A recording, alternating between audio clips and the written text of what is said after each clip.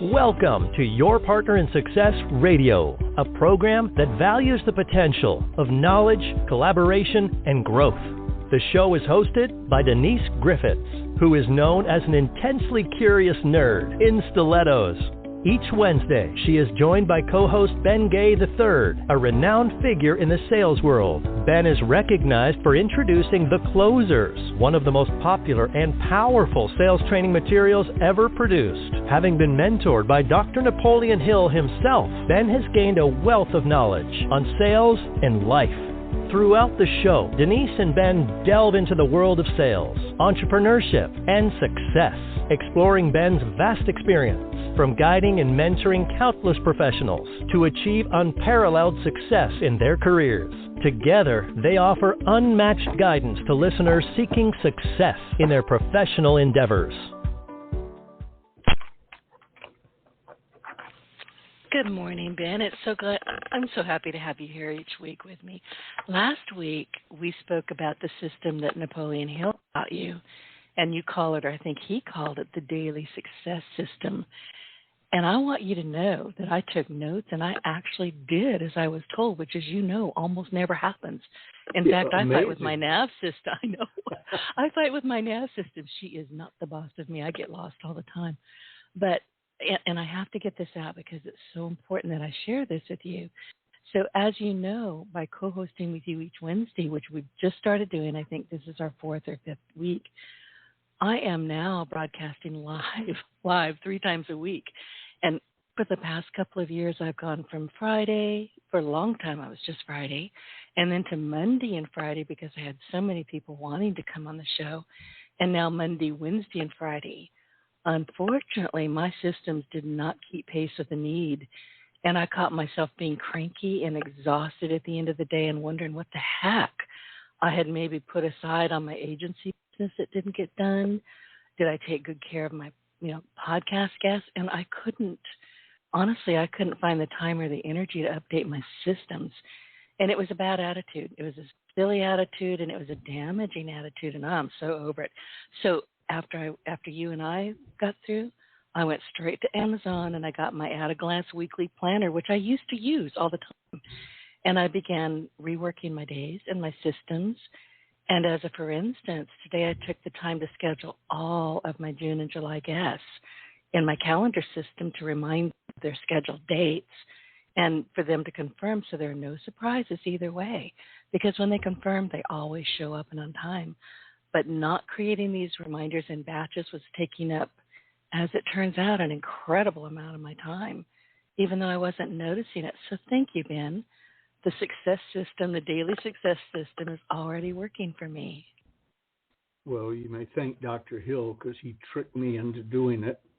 And well, you did the same with me. Yeah, I was going through the setting up things for next week and so on, things that had popped up, and you'll be happy to know that it flipped by on Saturday, May 27th. I'll be trimming my toenails. And, and we talked about that last week. Yeah, and moving it up 6 weeks. It says, there's a great example. I don't know how often I do it until I look at the calendar, but it says move up 6 weeks.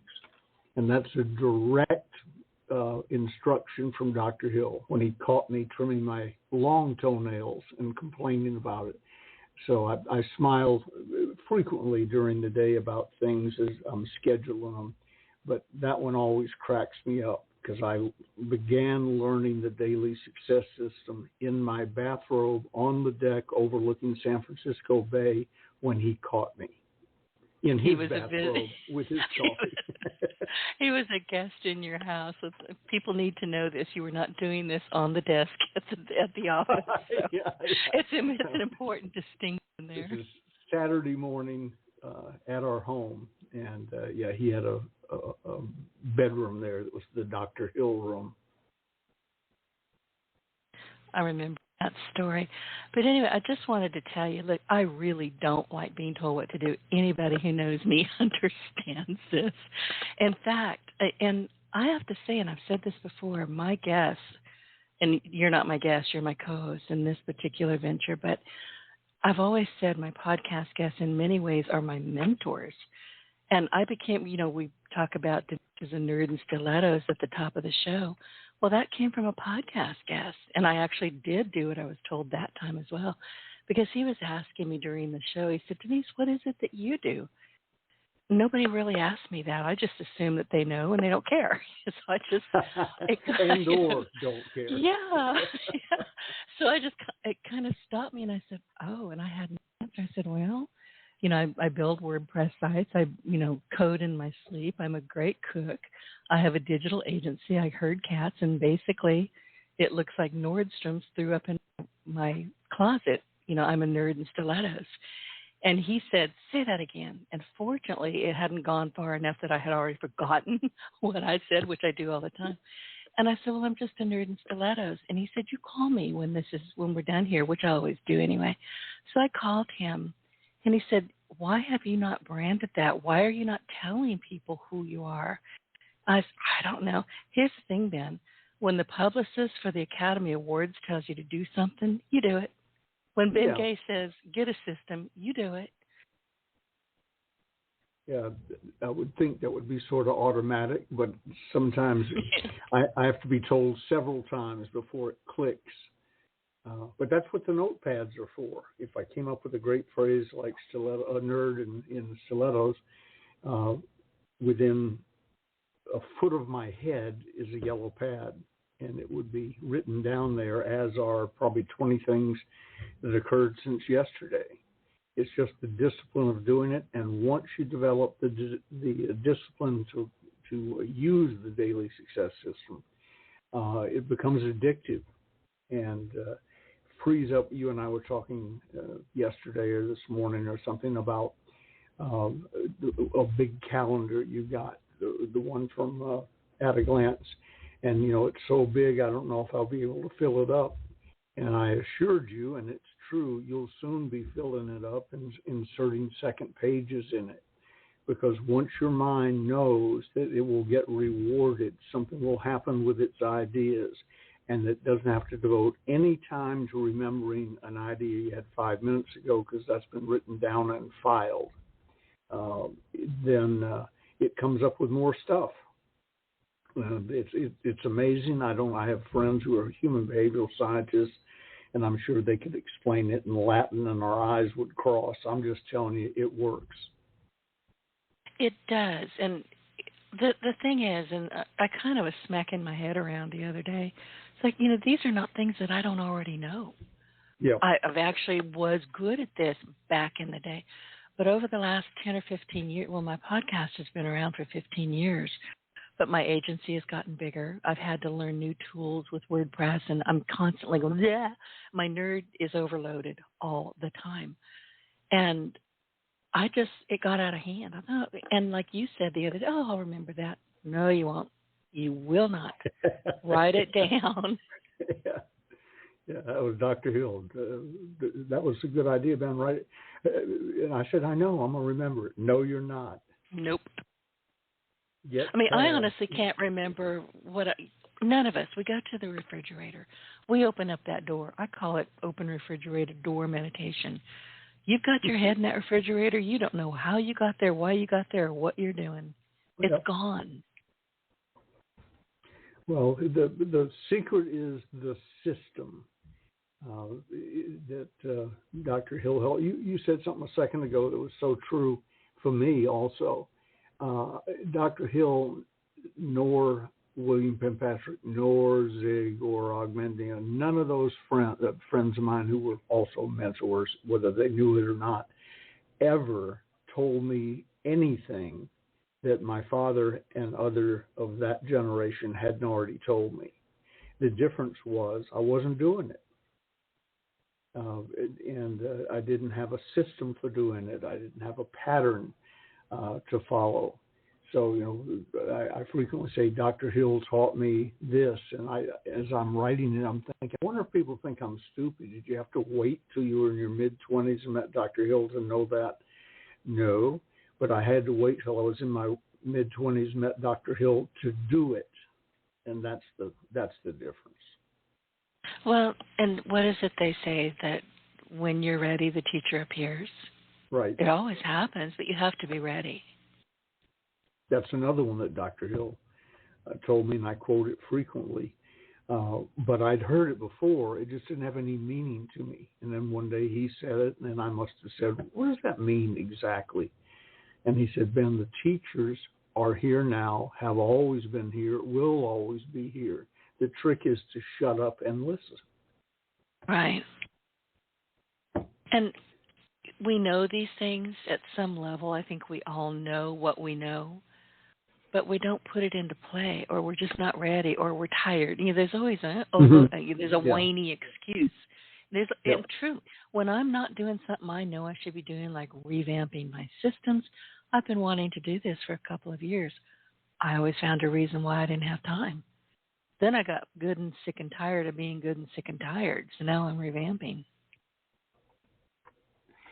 That's it's interesting. You've been meaning to do it for a couple of years. We had a casual conversation, and you did it that day. Well, you told me to. I always do what I'm told. That's cutting. No, you don't. No. That's cutting 700 and some odd days off the cycle. Stopping the bad behavior or lack of action or whatever you want to call it, and it's crucial. But I am so thrilled. I feel like I'm been to a revival, and I've got a saved lady next to me. You should feel that way. And I hope you pass it on. I've been passing it on for years and years. Well, we're passing it on right now. It's one of the joys I get in my mentoring business. We call it mentoring dynamics, because that's what Dr. Hill and I were going to call it. But early in the relationship with any new mentoring client, or mentee, I guess is the proper word, suddenly the conversation shifts to schedule. Tell me how you run your day, young person, man, woman, whatever. Tell me how you run your day. Well, what do you mean by that? And as soon as I hear that, I know we got work to do. Right there, I can make the entire endeavor worthwhile that day if he or she will listen and take action like you did. Well, it was coming from you, and you're one of my top favorite people in the world. I have 5 favorite people in the world. You're the top 2. I'm not going to ignore you. It's just that easy. When you tell me something that makes me go, oh, even though I already know it and I should have done it a long time ago, coming from you, it's like, do it now. Pay attention. I think I told you one day I was doing a seminar in Las Vegas, and I got in one of those things. They opened up to Q&A, and somebody, a nice lady, said to me, what are the 3 most important things Dr. Hill taught you? Because they were fascinated that I knew him. And I think I've told you, I learned 500 things. So I'm saying to myself, Lord, help me. I just need 3 right now. Give them to me. And it was integrity, focus, and action were the 3 that came to my mind. And they're among certainly the top 10 things that he got me going on. But even as I'm telling you this story now, I'm thinking, I wonder if people thinking that I had never thought of integrity before I met him, or focus before I met him, or action before I met him. Of course I had. They just weren't extremely important to me. It wasn't something I thought about every minute or used to make the next decision. Ray Considine, dear friend of mine, now gone, said to me one day, and Dr. Hill agreed, I think he was even in the room at the time, he said, ask yourself 15 or 20 times a day, is this the most important thing I could be doing right now? And if the answer is no, figure out what is and do that. And that was, that again is one of those things that you sort of generally know. I've probably known it since I was the first time I mowed the lawn by myself or something. But it wasn't a thing that I said to myself 15 times a day or 15 times a year. Now it is. At the end of every little segment of my day, as I go to the next segment, generally right from the calendar, as I go to the next segment, I double check myself. Is this the most important thing I should be doing now? And it probably was when I wrote it down, but I just wrote down moments ago in the daily calendar, because I don't have my 2024 calendar yet, wrote down to call someone on their anniversary at noon 18 months from now. Now, that's, at the time I wrote it down, that's terribly important. 18 months from now, I may not be alive. They may not be alive. They may not still be married. So maybe I shouldn't be doing my anniversary thing. But you get it down, then you can decide when the day comes, is this the most important thing? Is it still appropriate? And it's much easier to edit out things than trying to remember what you should be doing.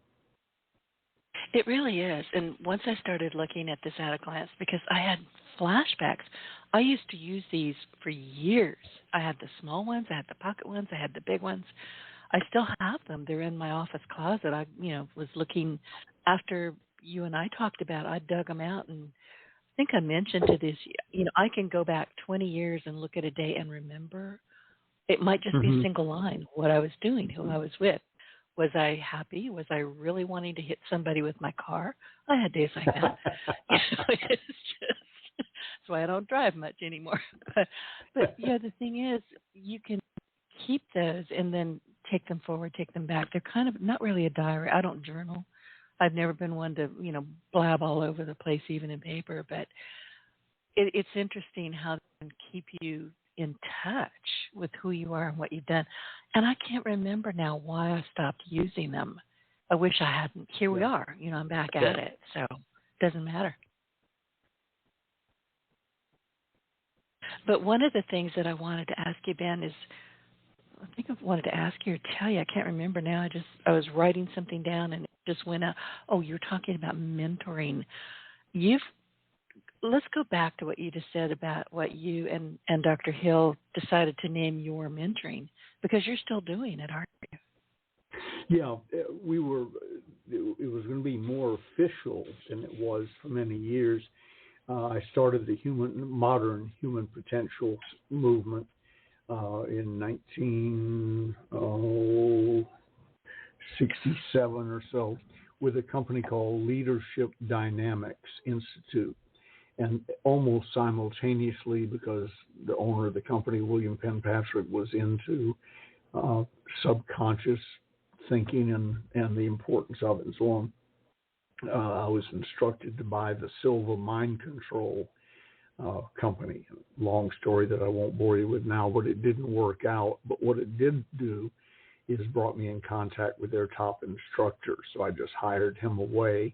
And we call that company Mind Dynamics Institute, and there are probably people listening who are involved with one or both. So when Dr. Hill and I decided to formalize what he was doing for me with a train-the-trainer concept, people would come to California, highly selected people would come to California and spend 30 days or whatever. I don't think we decided on that yet, but 10, 20, 30 days with Dr. Hill and me and some of the other leaders in our company, learning the Think and Grow Rich from the inside out. And then they would be certified trainers for the company we were going to set up, which was going to be called Mentoring Dynamics. And then Dr. Hill died on me. And so I just sort of put it on the back shelf. I probably didn't feel worthy. I was, 30, not quite 30. And maybe I shouldn't be teaching mentoring dynamics all by myself and referring to Dr. Hill every few minutes. But I found myself doing for others what Dr. Hill did for me on a regular basis without even thinking about it.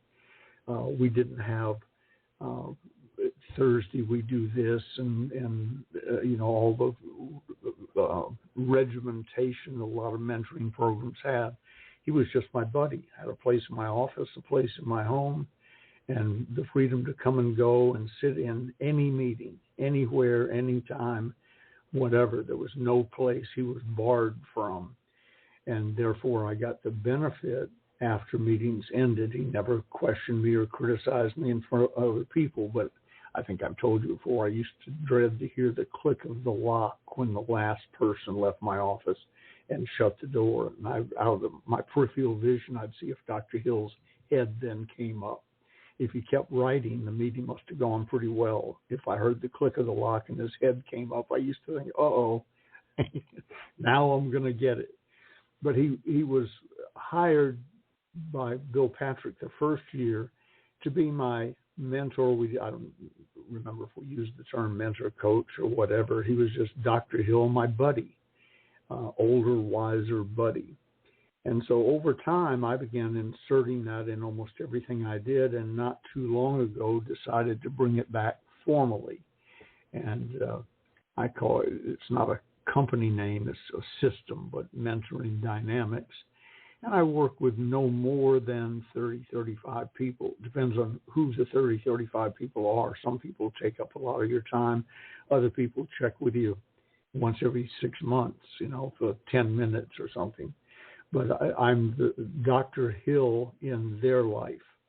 I'm paid to tell them the absolute truth and to be blunt, even when it hurts, and to teach them the benefits. I read a thing the other day I'd never read before. If you want to know what's further down the road in your life, talk to someone who's coming back on that road. They've been down there. The Sherpas that are on any mountain worth climbing, they have Sherpas. Mount Everest was the first place I ever heard of that. But you go to the top of Mount Everest because now you're a millionaire, billionaire, whatever, and you can afford to pay the fees and the equipment and the staff and so on. But the guy who goes with you who doesn't get in the headlines, it's probably his 100th time up the mountain. He's a Sherpa. This isn't a new deal to him, and that's the reason you hired him. When you start to go right, he's the guy that says, no, the last 20 people that went to the right died, and we had to find their bodies in the spring. So why don't we go left? And so that's sort of what I do in my mentoring program for people is rent out my age, the degree of wisdom that I've developed, things that I've been taught along the way. Through blind luck, I was worked with and was taught by some of the modern day greats, people, my buddies, Earl Nightingale, Dr. Hill, Og Mandino, Dr. Robert Schuller, Dr. Norman Vincent Peale, Buckminster Fuller. I'm not reading off a list. I'm just randomly letting people come to my mind. Share what I got and make sure that is what the message was from them with other people. And it saves so much time. I've often wondered, I wish I could put a number on it, but Dr. Hill probably cut 10, 15 years off my learning curve. And so did Earl Nightingale and others. And some were doing it deliberately, looking me dead in the eyes, saying, here's something you need to know. Or just observing them, paying attention to what they were doing, how they conducted themselves, and so on. You don't need to live to be 100 to be wise, and the odds are you won't anyway. So that's a bad time. That's a bad target to have. Get wise, if only through learning from other people, as soon as you can.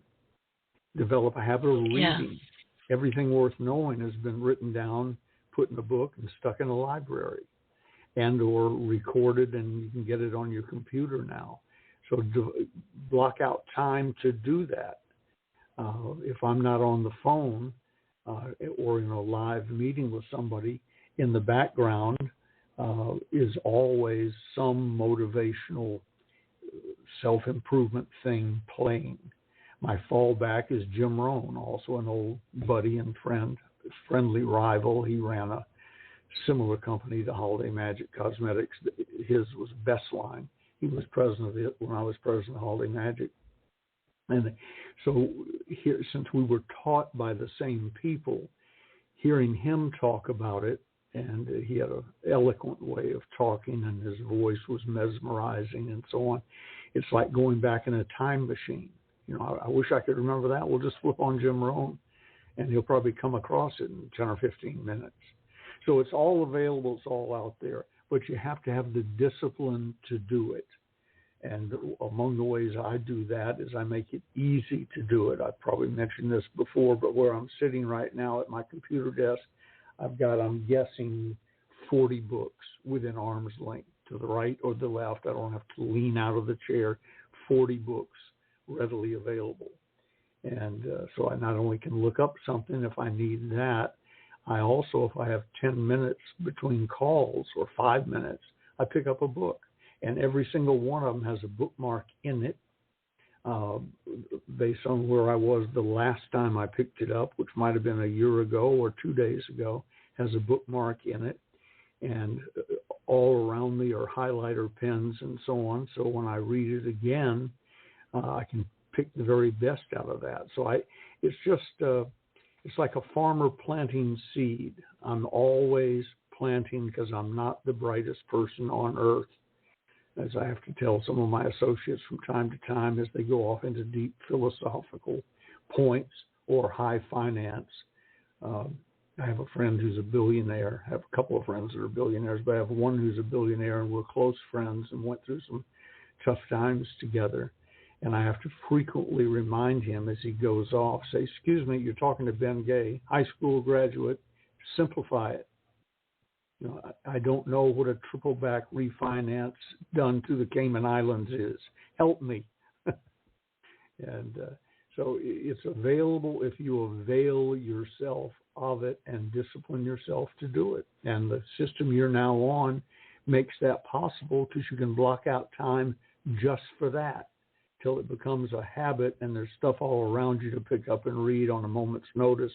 Here, my other desk, my real desk, in the bathroom, next to the bed, in my briefcase, in the car, loose. And so you get that going. I would block out time on that magic new calendar you have. You know, study. Set a time if you want, but at least set the length of time. Study 20 minutes or whatever, and then set your timer and do it till the buzzer goes off. Gigi says living with me is like living in a firehouse because the bell on my cell phone goes off every few minutes to remind me that I'm starting this or stopping that or doing a podcast or what have you.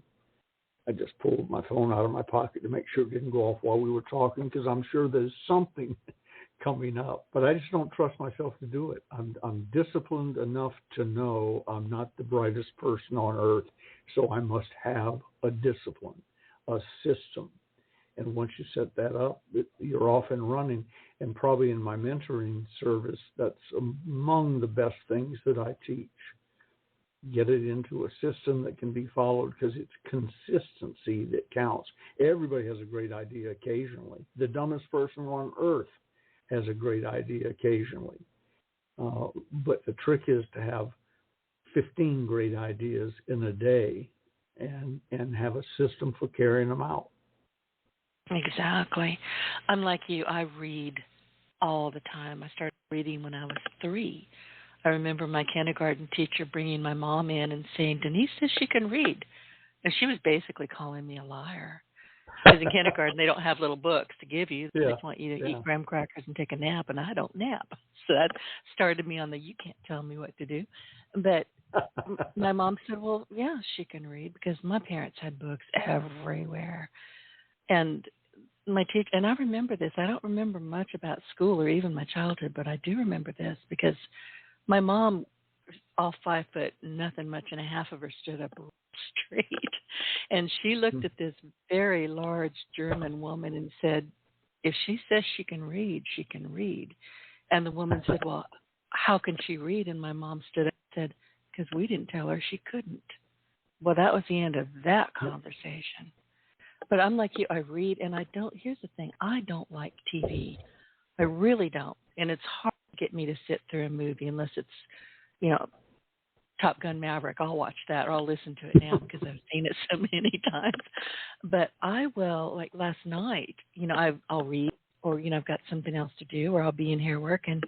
But I listen. I have a lot of Audible books. And last night I turned on Emerson, Thoreau, and the Transcendentalist movement, and I went to sleep with it on. I will often catch myself waking up, and I'll be hearing something that in one of these books, I have to write that down because I woke up just in time to hear the perfect thing. Mm-hmm. When the student is ready. Yep, that's exactly right. That's exactly right. I grew up with, I was thinking when you were talking, because you and I have each mentioned one time that we read the stuff on a cereal box. So I'll read the ingredients in a bottle of Tabasco sauce. It's there. It's in print. I got nothing to do for 30 seconds. I'll read it. So we do that. But among the way I formed my reading habit was Mother used to take the Reader's Digest. And I don't even know if it's still published, but when it was published, it was about a 6x9 magazine. And you could almost stick it in your back pocket. And it was filled with individual not little, but short stories on various things, various lessons and people and so on, and had humor in it and so on. Mother subscribed to it and never threw them out. Well, maybe she did at some point, but there were always 30 or 40 stacked on the water cabinets in the bathroom on the back of the toilet. So when you visited the toilet, there was no excuse not to read, and sometimes it's boring if you're not reading something. So the joke in our family was, my friends all knew it, if you went to the bathroom, when you came out, you were expected to tell us what you learned while you were in there. Because there were 40, 50 copies of the Reader's Digest. Each one had 30 stories in it, and they were all short. I don't want to be too graphic, but most could be read in one sitting. And not in my house. There was a bunch of kids pounding on that door. But when you came out, there was, what'd you learn? And my friends learned to, whether they wanted to or not, to read something so they could answer the question because they knew they would be asked.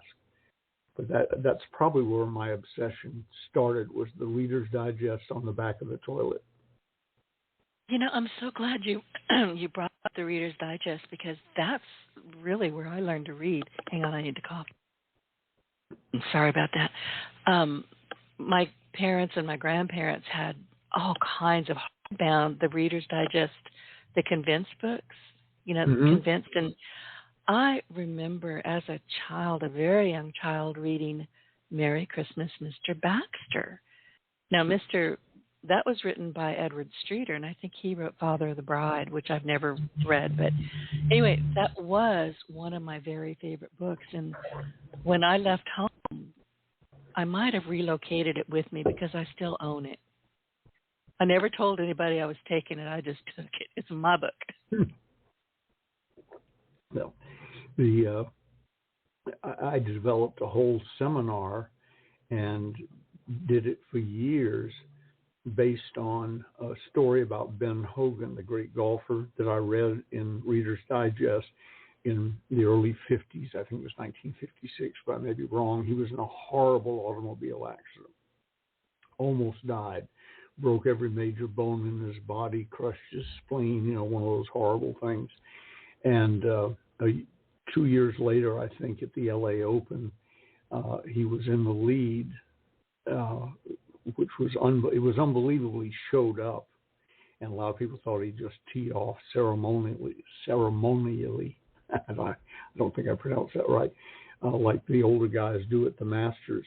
But he was in the lead at the end of the first day, tied at the end of the second day, and so on. On the 18th hole, as he went to putt for the championship, his knee buckled and he missed the putt. And Grantland Rice, the great sports writer and all, said his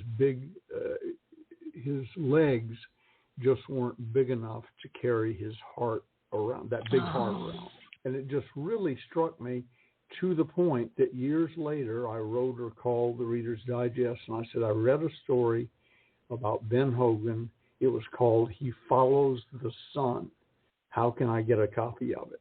And they sent me a bound copy of just that story. And I did a seminar out of that for years on overcoming adversity and I am. It's where I latched onto the I am concept and so on. And again, that was, I read He Follows the Sun in a Reader's Digest as a kid in the bathroom. And that one story, I hadn't thought of this in years and didn't plan to tell you today, but that one story, reading it one day in the Reader's Digest, I probably made $500,000 telling the story. But you never know where something is going to impact you, that you've read it or you've heard it, and it kind of sat with you for a while, but it was such an impact that it never went away, and you had to share it. Absolutely. We promised them some sales questions today. I've got a couple. We Do did. you have any? No, I do, but I want you to start because I've got several.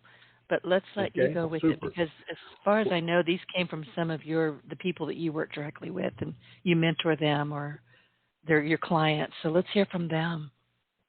Super. Happy to do it. And I am so, didn't say it officially when we started, I am so happy to be on a guest host on your my weekly, your 3 times a week, my weekly podcast with you. I feel like I've died and gone to heaven because I'm with the Queen. Well, I'm with the Queen of, one, I love you and just like talking to you. But 2, you're the Queen of podcasting, and I'm excited. I hope you're going to go forward with it. I have a feeling you are, in putting together your podcasting package, because I was lucky enough to join you. But if I wanted to start cold by myself, I would have had to make 1,500 phone calls to find the right person. And you now have or about to have a package, how you do it, who you call, who you connect with, and so on. And I'm just really excited about it. I'm not going to take advantage of it because I'm with you. So I'm glad you did all that, and I'm fascinated by it. Yeah, I wrote down a couple of things during the week that came from, I'm going to try and get used to saying mentees. I've never liked that term, but came from friends, clients, mentees in my Mentoring Dynamics program that they brought up this week. Needless to say, I won't use their names, but one, for fear of getting them fired, one question was, what happens or how do you handle if you don't believe in your product or service? And which reminds me of Dr. Hill, because he was always very precise. When we started on a project, he would say, what exactly are we trying to accomplish? What exactly do we have to work with? And so on. He didn't want to start wandering around chatting about things like people in the self-development industry do. I have friends who like to get together once a week and talk on the phone or podcasting about how excited they are about their project, where I'm inclined to, I'm glad you're excited. What are we going to do? Let's do something. One of the joys in joining you in this podcast was it was one conversation. And 5 days later, I was guest hosting. So you're and I have, and I'm sorry, I didn't mean to interrupt. I kind of did, because this is important. I've had at least 2 people over the years almost fight to get on this podcast as a co-host. I mean, I had one person in particular. I finally had to say, as we say in the Deep South, it ain't happening, hon. I like you, but this is my show, and you're not going to take it over, which he would have done. He would have tried. And but that moment that we had that quick conversation on LinkedIn, a week later, we were like, let's do it. You're the one person in the world I would even entertain the idea of doing this with. And when you popped up and said, hey, I think I could almost see your hand up there going, pick me. I picked you. Well, I'm thrilled with it, and I'm really thrilled that, like in my mentoring program, you're going to spread the word about how they too can do it, because it's no small feat to be sitting in a little southern state and become one of the top 2% podcasters on the planet. I mean, that's just astounding. But anyway, back to my friend. He said, what happens if you don't believe in your product or service anymore, or never did, or whatever? Well, again, you have to break it down and get specific. Never did, you have a real problem because you shouldn't have been with them. I always say sell a quality product that's competitively priced. Spend your day talking to people who are qualified to buy it. Don't sell anything that you wouldn't sell to your mother, and so on. So if it's don't believe in the product or service because you have an ethical problem or it's not right and so on, as Jim Rohn used to say, you're not a tree, move. Take your talent. There used to be a show on television called Paladin, starring the old actor Richard Boone. And on his business card, he was a hired gun, basically, a good guy. He wasn't killing people unless they needed killing. But on his business card, it said Paladin, San Francisco, have gun, will travel. So if you're selling a product or service that is not right, either for you or for your customers or whatever, move. Have gun, will travel. Your talent probably isn't inventing products and services. God love you if you do that. I've never really created anything from scratch. I've taken other ideas and combined them. And, I started the call center industry by taking answering services that didn't work and combining an 800 number, which was too expensive for anybody to have back then, and combining them with a timeshare business where I was doing work in the early days of timeshare. Just took the three ideas, jammed them together, and turned it into what we call the call center. So you can create a new product or a new service or go sell somebody. I always prefer my contribution is selling. So I prefer to sell your product or service than come up with one. Occasionally I come up with one by accident. But move would be the first thing. Now, let's spill over just a little bit there. Another part of that might be, well, I sell steamships, or cargo ships, and I don't have any need for one. Can I still sell them? Of course, to people who need steamships or cargo ships. You don't have to personally have a need for the product, but you have to see its value and know that it's an item of integrity that you can honor and that you're going to spend your time selling to people. I just said a moment ago, a product you'd sell to your mother. Well, if I was selling cargo ships and my mother was still alive, I wouldn't attempt to sell her one. She doesn't need a cargo ship, but that doesn't make cargo ships bad. It means I'm wasting my time selling it to someone who's not qualified.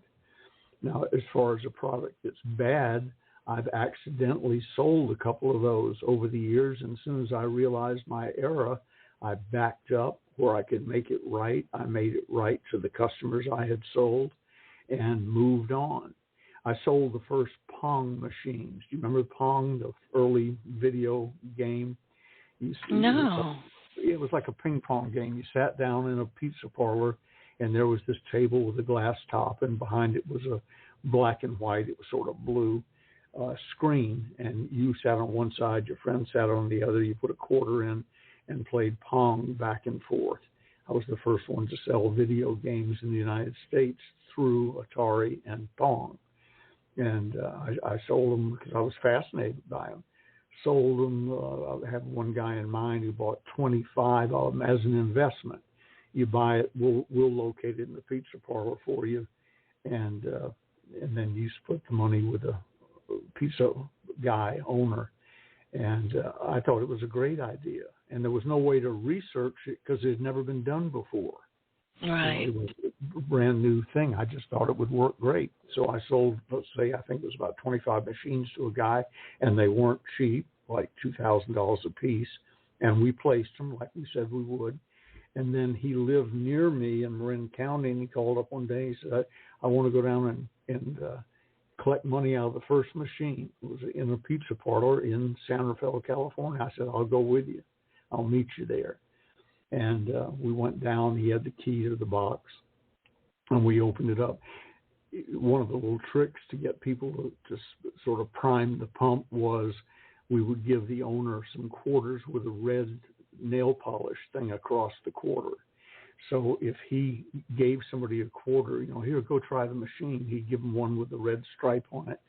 And when the owner cleared out the machine, he'd split, giving back the ones with the red stripe. Those are his to start with, and then split the rest of it. So we go down, and we were really excited. Machine had been there a week or 10 days, and he opened up the box, and there was one quarter in it, and it had a red stripe. And I won't bore you with the story of the other 20, 25 machines, but they were similar. And I had just What sold happened? It was like a lot of things. If you're the first, when the army ants get to the river to cross, the first ones go in the water, and then the second ones go over their back, and so on. And it's best to be an army ant in the end of the line. The first ones don't make it. I gotcha. He and I were among the first army ants in the video game business. It was too soon. You had people walk in happy that they were over playing the pinball machine because they understood what a pinball machine was. They were playing the jukebox, but they weren't playing this thing that they didn't understand. And so I gave him all that I could give him back, all that I had gotten, my commissions and so on. And he went on and tried to make a thing out of it. But I had just sold my last Pong game because I didn't believe in the product or service. It was ahead of its time, and I got out. And the other one, I'll go quickly because we're going to run out of time, and I want you to not have me hog the show today. No, keep going. I'm wondering, just because this is how my brain works, I'm wondering why you didn't put some, I don't know what you call them, stringers? Put some kids in there who do know, train them up, and get them to kind of rally the troops. Probably should have, but there weren't any kids that knew. That was the problem. They were walking right past that over to the thing. And the other thing I didn't know about the business, should have, because my godfather, Howard Robinson, was the largest pinball, jukebox, and slot machine. Yes, I said slot machine because that's the type of business that you're sort of in, whether you like it or not. It's gaming.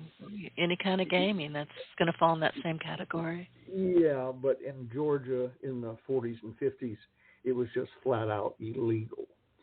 But still, I didn't know that. It sort of came along with the business. If you were selling slot machine, jukeboxes, pinball games, and so on, and somebody said, if you got a slot machine, Howard had a slot machine.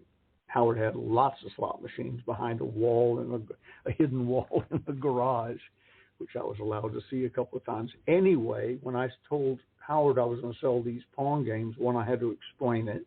He'd never heard of them, which was a little scary looking back. He was a big deal in that industry. And then he said, Ben, let me explain to you how this works. If your machine really takes off in a location, and he said the jukebox and the pinball machine are owned by people like me, he said. If it really takes off and begins siphoning quarters out of my machine, the next time you go in to pick up quarters, you're going to find your machine over in the corner with a broken top, and maybe the hammer was used, will still be stuck in the glass. You're into a rough business. Gotcha. We don't play. And I went, yeah, but this is really a good thing, and ignored what he just told me. He was a big deal. One of his friends, you've heard of the Rockola jukebox, Rockolas. Anyway, there was a guy named Rocky Cola that was named after. It's not a cute name of rock and roll and Coca-Cola and so on. There was a Rocky Cola, and that's where the name came from. He was a good friend of his, and he had some friends you probably wouldn't want to meet.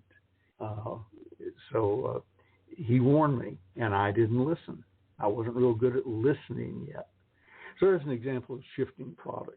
And then the other one, different mentee, asked me what to do if he didn't believe in this company. He thought they were dishonest to him, to the salespeople, and so on. Of course, I went into the move theory, but I said if the company's worth saving and you've got courage, the answer is sit down with the owner of the company, not the assistant manager. Sit down with the owner of the company and say, I came to work here because I liked the idea.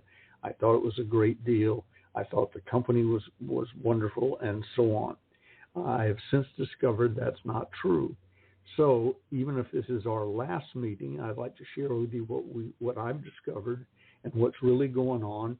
And if you want to fix it, I'll stay. If you don't want to fix it, this is our last session together. And they said, well, I don't know if I have the courage to do that. And I said, well, get back to me when you have the courage, and we'll go over it again, because that's the answer to your question. So if you don't believe in the product or service because it's dysfunctional, doesn't do what it's going to say, what it says, and you can invent an improvement, move. If you're with a dishonest company, and I was with one, Holiday Magic Cosmetics, in Atlanta, had drawn in, when I joined it, had drawn in a bunch of Arthur Murray dance instructors.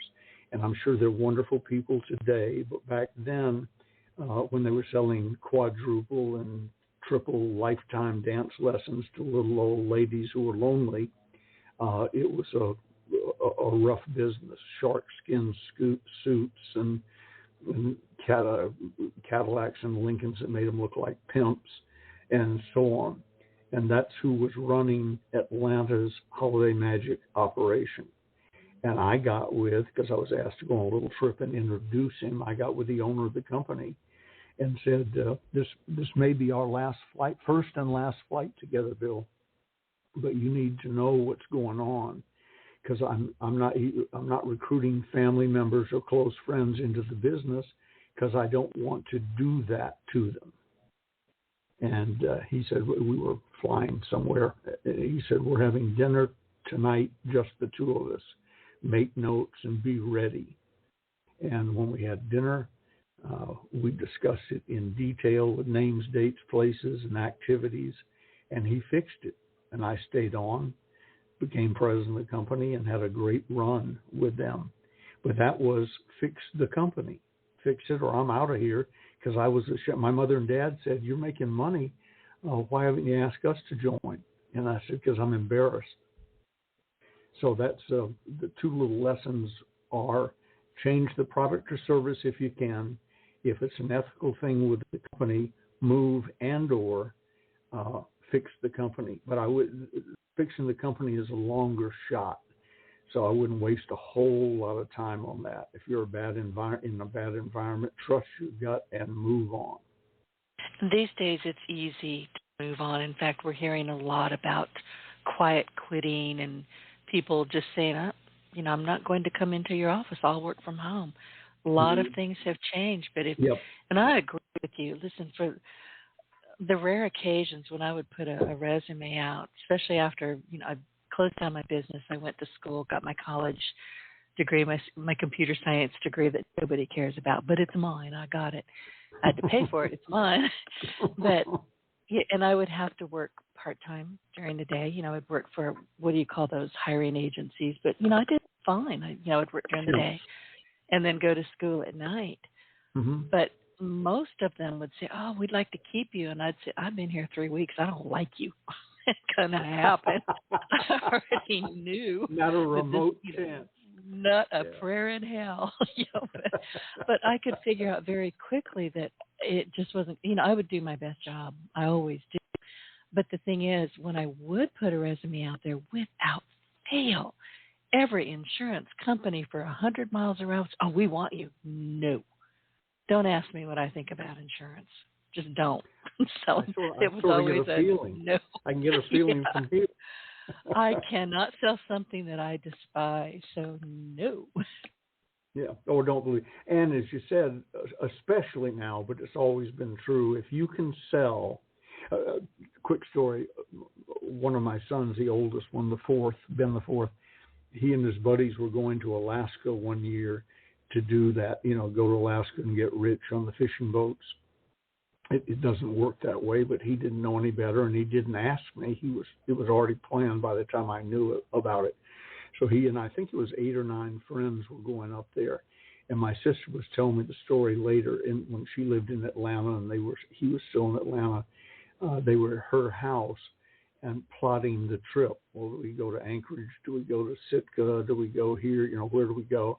And Ben was watching something on television, probably a football game or something. And my sister got aggravated with him and said, Ben, they're planning where they're going, where you're all going for 6 months or 3 months, whatever, in Alaska. You ought to show some interest and get a vote in where you're going. And he turned to her and said, with great respect, Aunt Jane, my dad raised me to be a salesman. They can pick any place on earth and I'll be employed by sundown. And he was, and he didn't go out on the fishing boats. He got a much more important job in the office helping run the business. But that was his attitude, like I was talking about earlier. Have gun, will travel. Have talent, will travel. No reason to be selling a bad product or service or working for a less than good company in this day and age, especially because you can be. I signed up for some little, I don't even know what I signed up for, but I keep getting every day, apply to be the vice president of sales here, the president of this, the executive consultant here, and so on. I get 15 or 20 a day, and I only get, as best I can tell, Northern California. I'm qualified for any of the jobs. I could get 15 or 20 jobs a day at a high level, $100,000 and up, way up, just because I have that confidence. So I don't have to be trapped selling something I don't believe in. I've had clients that I resigned from because I said, I'm not going to help you get better at selling this because it's dishonest. I told you I'd keep an eye on the clock, and I'm doing that, and we're about to run out of time, and I've hogged the time. I really... No, you did not. I'm sorry, but I appreciate it. Well, and like I told you, when we embarked on this is all about you. It's about sales. It's about your history. I mean, you tell the best stories. And as far as I'm concerned, when we're all done with this, if we ever get all done with this, we're writing an autobiography. You've got the best stories. And I love them. Give me the name of a good writer, because I'm not writing a good autobiography. I am, however, working on my obituary. I told Gigi the other day, something was said about obituaries. I said, whoa, I'm glad you brought that up. I'm not leaving that to chance. I'm writing my own. And I may even deliver it to the newspaper and say, I'm in good health, I'm doing fine, but put this in the files. Don't let any well-meaning relative come in here and screw this up. A lot of people do that. I've always said I don't like funerals. I don't really believe in them, or marriage, or a lot of things. But it's just, I'm not going to enumerate them. But I remember I've lost a lot of family members over the last 3 or 4 years, and we've always had a good sense of humor about our mortality. And my brother passed not too long ago. My mother, not too long ago, and I remember talking with my brother before he passed. He was a double lung transplant, so we knew it was coming. But he said, okay, I don't want a big burial. I said, don't worry about it. We've all talked. We're going to hefty bag you going in the tomato garden. And he just said, okay. He was fine with that. You put the trash out Wednesday night. They pick it up Thursday. So I hope to die on a Tuesday or Wednesday. So make it easier. There you go. When I said hefty bag, he just lost it. Listen, we've got about a minute, and any time you're on this show with me, I want you to do as much of the talking as you can, because I find you fascinating. I've always said that, and I'll say it again. So what are we going to talk about next week? What do you have in mind? We don't have time to discuss it. It's 12:59. We've got about 30 seconds, so talk fast. What I'd like to do next week is have some more questions. These just came up in casual conversation running my mentoring business. I'd like to have some specific questions from our listeners. To tell them to email them to you, email them to me. My email is bfg3@directcon.net. I think that's up on the website anyway. But email me specific questions, and they don't have to be softballs. I'm a grown-up. I've been at this a long time. Ask me anything you want. If you got the nerve to ask it, I'll answer it. Perfect. And I'm rebuilding, just so everybody knows, I'm rebuilding DeniseGriffiths.com, and Ben is going to have his own section on there. I have my own section on there. You can reach one of us or both of us, whatever it takes. So, Ben, I'm going to shut it down, and I'll see you next week. Have a great day. Get your voice heard. If you would like to launch your own far-reaching podcast, contact Denise Griffiths at yourofficeontheweb.com and go to the podcast tab.